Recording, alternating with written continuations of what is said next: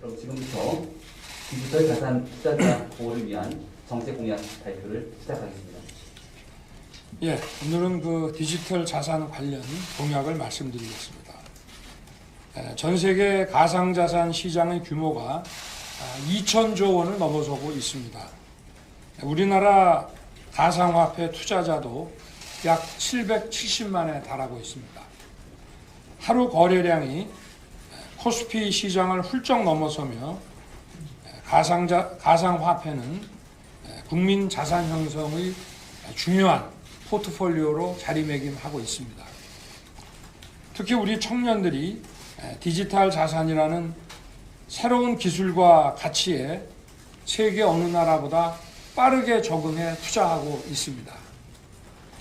많은 나라가 일찌감치 블록체인 기술 발전과 투자자 보호 장치 마련에 나서고 있지만 우리 정부의 규제와 오락가락 행정으로 가상자산 업계가 어려움을 호소하고 있고 투자자들 역시 피해를 입고 있습니다. 저는 770만 가상자산 투자자를 주식 투자자 수준으로 안전하게 보호하고 거래의 불편한 점을 개선해 나가겠습니다. 청년들이 또 이 투자자들이 안심하고 투자할 수 있는 환경을 적극적으로 조성하겠습니다. 첫째, 가상자산 수익 5천만 원까지 양도소득세를 면제하겠습니다.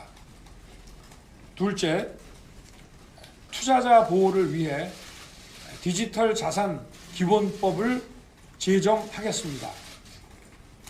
불안전 판매, 시세 조정, 자전거래, 작전 등을 통한 부당 수익은 사법 절차를 거쳐 전액 환수하도록 하겠습니다.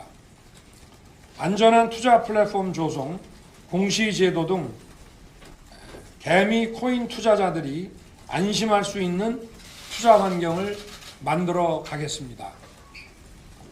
이 같은 과제를 속도감 있게 추진하기 위한 기구로 디지털 산업진흥청의 설립을 추진하겠습니다. 셋째, 국내 코인 발행 ICO를 허용하겠습니다. Initial Coin Offering, 이 코인 발행을 허용하겠습니다. 다만 현 상황에서 코인 발행을 전면 채택할 경우 다단계 사기 등 투자자 피해가 우려되는 만큼 우선 안전장치가 마련된 거래소 발행부터 시작하겠습니다.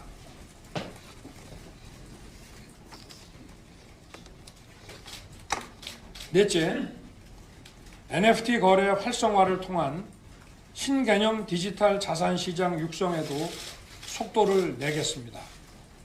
다양한 형태의 신개념 디지털 자산의 등장에 대비해 기술 개발을 지원하고 제도적 기반도 선제적으로 정비하겠습니다.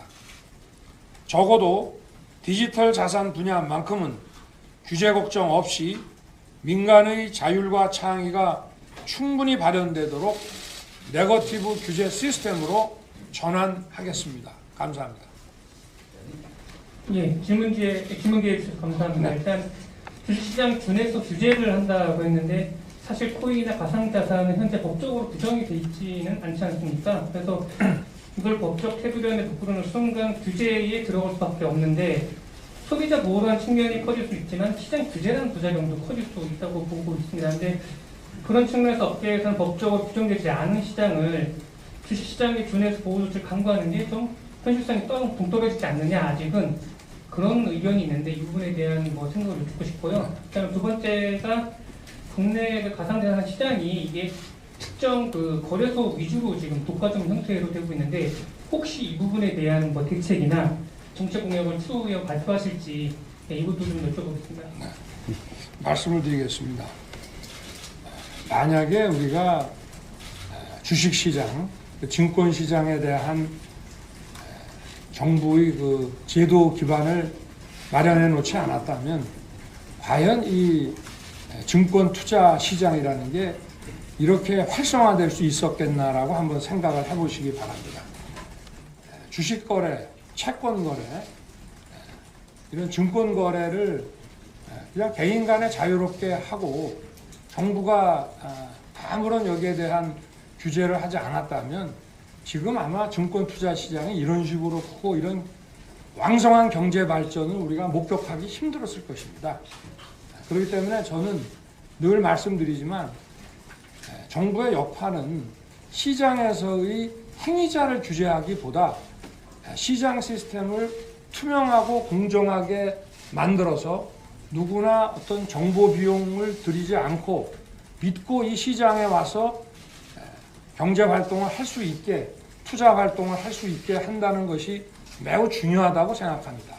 그게 정부와 시장과의 관계 설정은 그렇게 돼야 하고, 가상자산이라는 것도 이제 투자자가 이미 이제 1,000만 명 가까이, 770만이라고 하는 것은 지금 이제 계좌가 개설된 그 숫자를 말하는 것인데, 여기에 이미 경제적 이해관계를 관련하고 있는 분들이 굉장히 많습니다. 이쯤 되면 이 시장이 더욱 활성화될 수 있게 정부가 나서야 된다 하는 차원에서, 이것이 규제라면 규제를 할 수 있겠지만 이것은 가상자산 시장에서의 그 행위를 억제하기 위한 규제가 아니고 가상자산에서의 행위들이 더 왕성하게 활동할 수 있도록 그 장을 만들고 믿을 수 있는 거래가 될 수 있게 해주는 것이기 때문에 저는 필요하다고 보고 있고요. 지금 이제 아까 말씀하신 지금 은행과 연계된 이제 은행에다가 우리가 현금을 입금을 하고 거래소에서 이제 가상자산을 우리가 거래를 하는데, 그러면 이 두 개의 계좌가 서로 연동이 돼서 포지션이 이제 이렇게 사고 파는 거에 따라서 바뀌어야 되는데, 지금 이제 은행들이 거래소하고 연계된 계좌를 개설해주는 은행 입장에서 개설해주는 거래소가 지금 4개밖에 없습니다. 그래서 거기에 좀 독과점으로 몰릴 수가 있는데, 은행 입장에서 이 거래소의 공신력을 좀 평가할 수 있도록 정부도 지원해주고 이렇게 해서, 은행 입장에서는 자기들이 이 거래소의 이 가상자산 거래에 인볼브를 했는데 여기서 무슨 은행 전체의 공신력을 훼손할 만한 사태가 벌어지게 되면 은행 입장에서도 큰 리스크를 안게 됩니다. 그래서 이 거래소에 대해서 그 공신력을 평가할 수 있는 그런 시스템을 좀 만들어서 은행 입장에서 리스크가 없다라고 판단이 되면 아마 제가 볼 때는 몇 개 거래소의 독과점 문제는 해결되지 않겠나 그렇게 보고 있습니다. 네. 채널의 이다희 기자님 먼저 질문 주시겠습니까? 네, 안녕하세요. 채널의 이다희입니다. 공약에 국내 코인 발행도 허용한다라는 내용이 들어있는데요. 이렇게 했을 경우 이제 투자자들 피해가 발생할 우려도 있는데 그런 것들을 좀 어떻게 대비하실 예정인지 말씀 부탁드립니다. 그래서 은행 입장에서 공신력을 인정할 수 있는 그 거래소에서만 그 발행을 허용한다 이 말입니다. 그래서 이 발행 시장은 전적으로 공신력 있는 거래소를 통해서만 할 수 있게 한다면은 그런 투자 위험이 좀 확실하게 현격하게 줄어들 수 있기 때문에 정부는 어쨌든 이 가상자산의 거래라고 하는 현실을 인정하면서도 이것이 더 왕성하게 거래될 수 있도록 어떤 공신력을 부여하는 신뢰 기반을 구축해 주겠다 이런 뜻입니다. 네. 옆에 아주경제 김세기 기자님. 아주경제 김세기입니다. 후보님 오늘 가상자산 공약을 발표하셨는데 평소에 후보님이 가지고 계신 가상자산에 대한 철학이 궁금하거든요. 그래서 이 부분을 좀 답변을 해주시면 감사하겠습니다. 네. 저는 과거에 제가 정치를 시작하기 전에 검찰에 몸담고 있을 때에도 가상자산을 한때는 이것을 좀 불법적인 거, 좀 어떤 사기 아니냐 이런 식의 정부 입장에 대해서는 제가 공직자로서 공식 입장 표명을 하지 않았습니다만은 이런 현실을 늘 인정하는 차원에서 경제에 대한 규율이 있어야 된다는 생각을 가지고 있습니다. 이 가상자산이라는 것이 몇 년 전만 해도 이것에 대한 어떤 사용 가치라든지 또는 그 보통의 금융상품이라고 하는 것은 어떤 실질적인 자산에 대한 청구권을 의미하는 것인데, 가상자산은 이제 그런 것이 결여되어 있다고 해서 좀 문제를 많이 삼았습니다만은, 거래가 이루어지는 현실을 존중해야 된다는 생각을 저는 가지고 있습니다. 그리고 어차피 인정할 거면은 그것이 왕성하게 거래가 될 수 있도록 정부가 그 시장을 억누르기보다는 제대로 된 시장을 만들어주고 시장에서의 거래 규칙을 만들어줌으로써 이 거래의 왕성한 이런 왕성한 거래를 지원해야 된다, 이렇게 생각하고 있습니다. 네. 네. 다음 질문 세계보 이상훈 기자님. 후보님, 그러면 가상 자산에 대한 유예 시점은 언제가 돼야 된다고 보시는지요? 지금 1년간 어떤 시점? 가상 자산에 대한 과세 시점, 네네. 1년 유예가 된 상황이거든요. 네네. 그리고 뭐 가상 자산 관련해서 최근에 P2E라고 이제 그 게임에서 버는 돈이가 수입을 할 수 있는, 수입을 낼 수 있는 게임 산업에 대해서 정부가 좀 규제하는 방침이 있어서 업계랑 좀 충돌이 있습니다. 그래서 P2E를 적용한 게임 발행에 대해서는 좀 어떻게 보시는지요? 네. 저는 이 과세 문제는 이미 여러 차례 말씀을 제가 드렸습니다. 그러니까 과세 문제는 선정비, 후과세. 지금은 정부가 시스템을 정비를 하지 않은 상태에서 현실적으로 이제 이루어지는 것이고, 여기서 많은 투자자가 이 시장에 참여를 하고 믿고 거래할 수 있는 어떤 신뢰 기반의 제도 여건을 다 만들어 놓고 나면은, 그러면 정부가 아마 이런 소득이라든가 이런 것도 제대로 파악을 할 수 있을 것이고, 그러면 세법의 일반 원칙이 적용될 수 있는 문제지만 지금 단계는 좀 곤란하다. 그래서 지금 그 시점이라고 하는 것은 일단 가상자산에 대한 제도 기반을, 거래 기반을 먼저 구축한 다음에 시간을 좀 더 두고 봐야 되지 않겠나. 그리고 디지털 자산 그 진흥청도 만들고, 그리고 아까 말씀하신 그 거래소와 은행의 연계도 좀 더 추진을 하고, 그렇게 해서 공정과 상식이 통하는 이 가상자산 시장 메커니즘을 구축하고, 그리고 나서 과세를 해도, 지금 여기 양도소득세 5천만 원 면제라고 하는 것은 가상자산 과세가 시작이 되더라도 더 많은 분들이 가상자산에 그 거래에 투자할 수 있도록 하기 위한 조치입니다. 그리고 P2E 문제는 그거는 이제 가상자산 차원보다도 게임의 정책에 대한 것이기 때문에 그 문제는 별도로 좀 말씀을 드리겠습니다. 네. 네. 질문 주시죠. 후보님께서 이제 가상자산 거래와 관련해서 좀 투자자들의 자율성 있는 투자가 가능하도록 하겠다고 말씀을 해주셨는데, 지금 현재 가상자산 거래, 우리 국내 가상자산 거래는 레버리지 거래라든가 이런 부분에서 제도적으로 막혀 있습니다. 이런 부분에 대해서 후보님께서는 허용을 해주시겠다는 건지 궁금합니다. 그거는 이제 개별적인 문제라서, 그 레버리지 거래라고 하면은 저 차입 거래를 말씀하시는 거죠? 네. 통상에.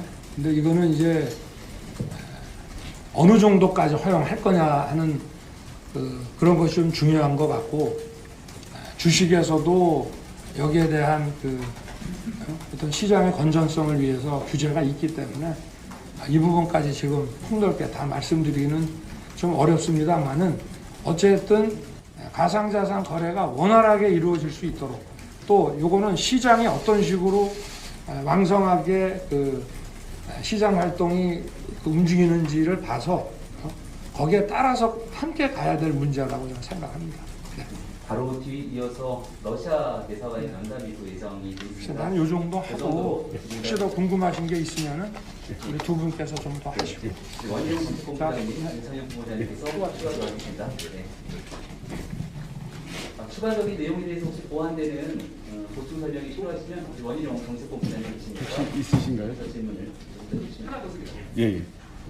이 가상자산 거래소가 24시간 이상 돌아가고 있는데 제가 계속 뭐 드리는 맥락이긴 합니다만은 이게 그런 상황에서 과연 이게 증권거래소에 준하는 그 규제나 이렇게 법정비가 가능할런지.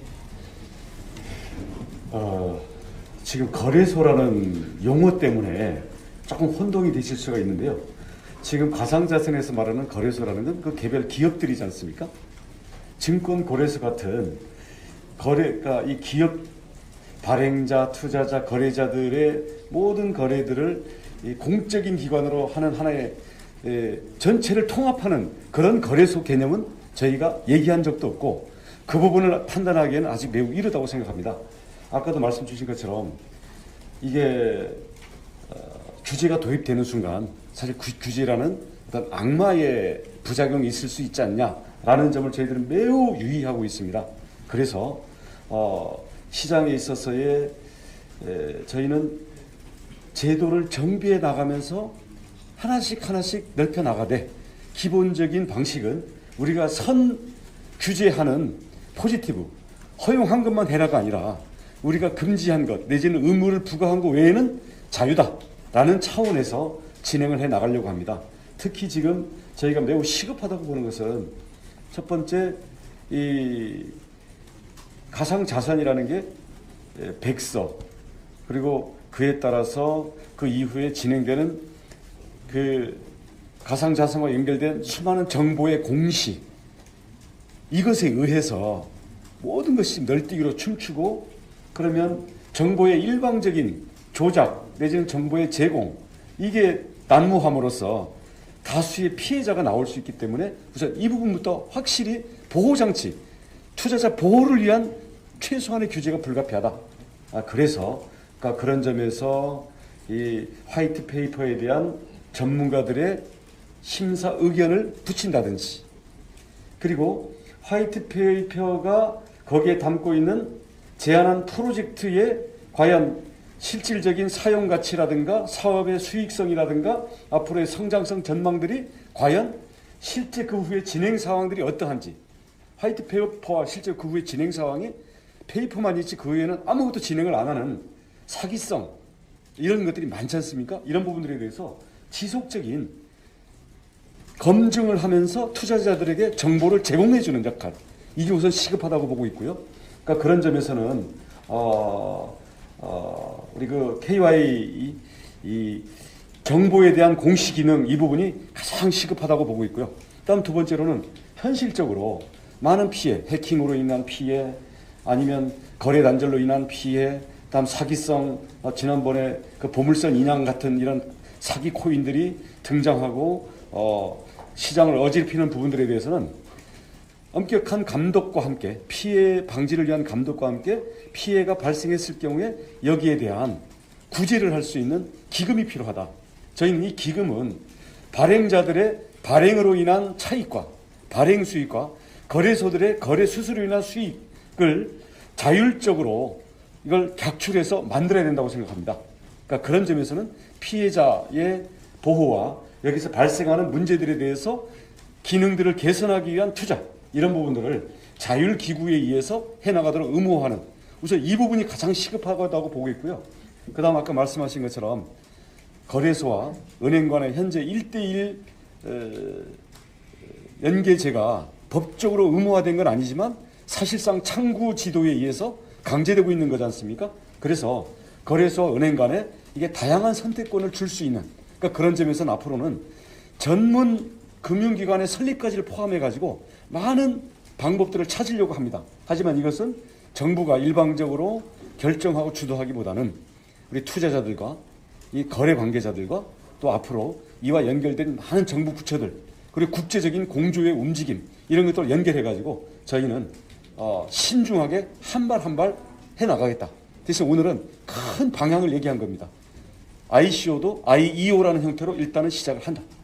그리고 이 투자자들에 대해서도 세금이라든가 아니면 이 부당 수익 또는 이로 인한 시장 교란 행위들에 대해서 당국의 감독이 이제는 본격적으로 진행이 된다. 등등에 대한 큰 방향을 오늘 말씀드린 겁니다. 네. 그럼 부연 설명까지 이제 마쳤으니까 이 정도로 오늘 예, 오늘 이 정도로 대해서는 하겠습니다. 마무리 짓도록 하겠습니다. 고맙습니다. 네, 고맙습니다.